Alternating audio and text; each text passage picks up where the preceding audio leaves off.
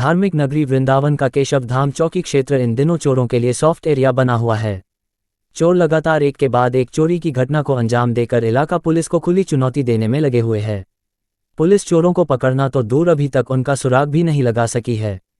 ताज़ा मामला चौकी क्षेत्र के CNG पेट्रोल पंप के समीप स्थित अर्धनिर्मित गेस्ट हाउस का है, जहां से बीती रात चोर लाखों रुपए के इलेक्ट्रिक बाइक व अन्य सामान चुरा कर ले गए हैं, जिसकी जानकारी गेस्ट हाउस के मालिक योगेश ठाकुर को सुबह होने पर हुई।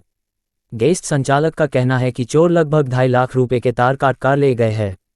कमाल की बात यह कि घटनास्थल से महज कुछ दूरी पर स्थित रुक्मणी बिहार गोलचक्कर पर 24 घंटे पुलिसकर्मी तैनात रहते हैं, जिन्हें भनक भी नहीं लग सकी। यहां बताते चलें कि कुछ दिन पहले भी अज्ञात चोर चौकी क्षेत्र के 2 गेस्ट हाउसों के बाहर से 2 4 व्हीलर गाड़ियों पर हाथ साफ कर चुके हैं, जिनका पुलिस आज तक सुराग नहीं लगा सकी है। अब देखना ये कि क्या इलाका पुलिस इस चोरी की घटना खुलासा कर सकेगी या एक बार फिर पुलिस के हाथ हर बार की तरह खाली हाथ नजर आएंगे। स्थानीय लोगों की माने तो पेट्रोलिंग न होने के कारण लगातार चोरी की घटनाओं में लगातार इजाफा हो रहा है, जिसके लिए इलाका पुलिस पूरी तरह जिम्मेदार है।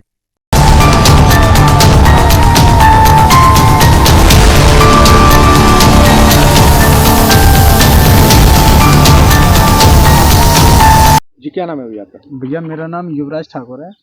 युवराज ठाकुर उर्फ योगेश कुमार। मैं भारतीय जनता पार्टी किसान मोर्चा में जिला उपाध्यक्ष हूँ। और भैया रुक्मणी बिहार में एक निर्माणाधीन मकान है आपका, इसमें चोरी हुई है, क्या मामला है? भैया इसमें शाम को कल हम करीब 6:30 बजे के लगभग यहाँ पे इसका लॉक वगैरह लगा के गए थे। दिन में काम चला था, दिन में लेबर 5 बजे छुट्टी हो जाती है। उसके बाद में 6 साढ़े 6 बजे 1 डेढ़ घंटे तक हम यहाँ पे बैठे रहे थे। उसके बाद में हम लोग यहाँ से गए थे।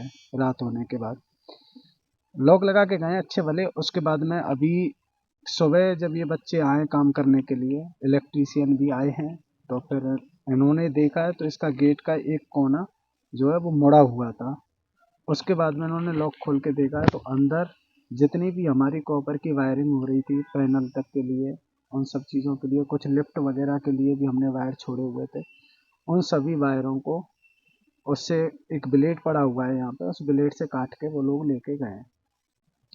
इसके बाद में फिर हमने ऊपर इन लोगों ने चेक करके देखा है तो ऊपर तक सारे वायर जो हैं वो सभी काट के लेके गए हैं कॉपर के। एसी की जितनी भी पाइप हैं, एसी की पाइप जहाँ से उनका तोड़ना संभव था वहाँ से उन्होंने तोड़ी है, जहाँ से काटना संभव था वहाँ से काटी। 3-4 पाइप को काट के ऊपर छत से वो पटक के छोड़ गए, बाकी की कुछ पाइपों को वो लेके चले गए।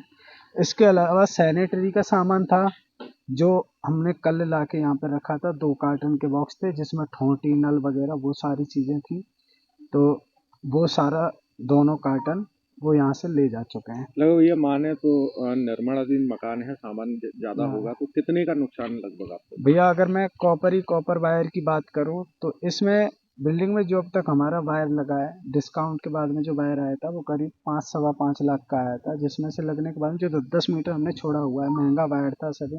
तो अगर बात करें तो वायर की अगर कीमत हम लगा के चलें तो कम से कम 40-50 हज़ार रुपये के समथिंग बैठेगी। लेकिन उस वायर को काटने की वजह से जो नुकसान हुआ है उसका मुझे अंदाज़ा नहीं है, वो इलेक्ट्रीशियन देख के बताएगा कि अभी इसमें कहाँ जॉइंट लगेंगे, कहाँ पूरी सप्लाई चेंज होगी। दूसरा सैनिटरी का जो सामान था उसका जो बिलिंग थी वो 1,40,000 रुपये की थी। वो पूरा सामान तो गया। पूरी घटना में कितने का नुकसान?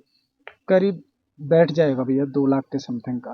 अभी आपने पुलिस में तहरीर दे दी? हाँ हमने दे दिया। क्या कहना है उनका? कहना ये है कि इधर की तरफ कोई CCTV वगैरह की ऐसी व्यवस्था नहीं है। दूसरा फिर कोहरा भी पड़ रहा है इस टाइम पे सर्दियों में, तो संभवतः शायद इसका खुलासा ना हो पाए या हो भी जाए।